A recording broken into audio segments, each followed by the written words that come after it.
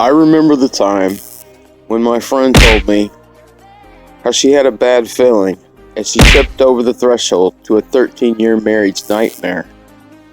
And sometimes things can go so wrong that its truth might be questioned. Mark Twain once said, "It's no wonder that truth is stranger than fiction. Fiction has to make sense." One such story is the marriage of Prince Amadeo of Savoy to Maria Vittorio Sapazzo on May 30th, 1867. For starters, the prince's father, King Victor Emmanuel II of Italy, opposed the marriage. He deemed the bride, Maria, to be from a low-ranking family. But that seldom matters. Amadeo chose to marry Vittoria, despite his father's disapproval and threats. Unfortunately, that day became a cursed parade of death. The seamstress, who had designed and made the bride's dress, was discovered to have hanged herself the night before the wedding. Vittoria took this as a sign and chose a different gown to wear to her wedding ceremony. But that was only the beginning. During the bridal party's procession, one of the colonial horsemen atop his horse fell off the animal and was killed and replaced. When the party finally reached the palace gates, they discovered them locked. Someone went to fetch the gatekeeper, but he was found dead in a pool of his own blood.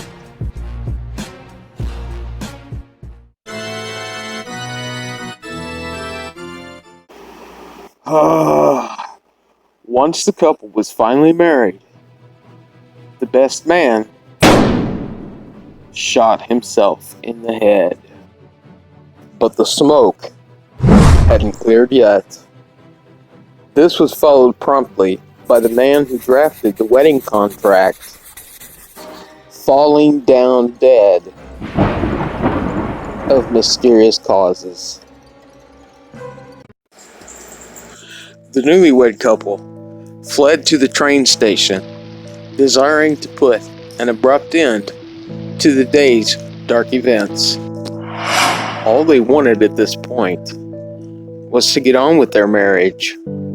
However, a station master suddenly fell beneath a carriage and was fatally ran over.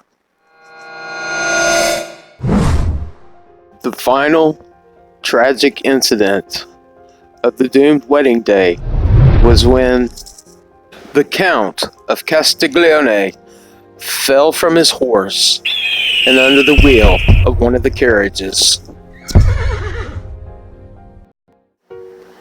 The Count may have survived the accident had it not been for a splendid medal that graced his uniform.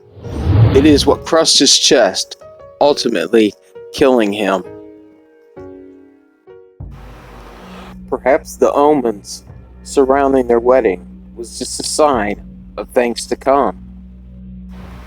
In 1870, Amadeo was crowned King of Spain and Maria his queen.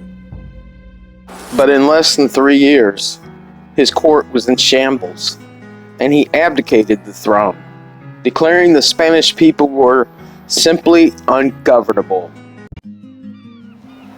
The couple returned to Italy, where they lived as the Duke and Duchess of Aosta. But it was ill-fated.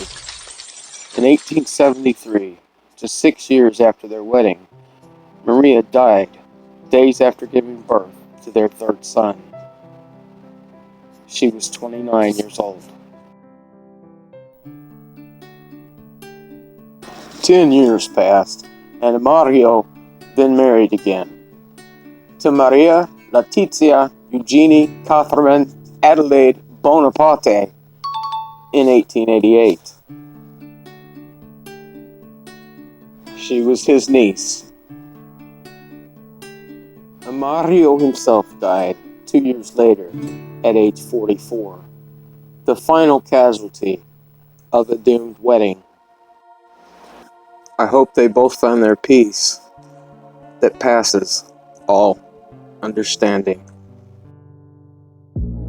Could this be the most cursed wedding in history? Can omens really give us warning signs we should heed? Perhaps fate is a blessing, and our own free will determines our path by not only love, but instinct and survival.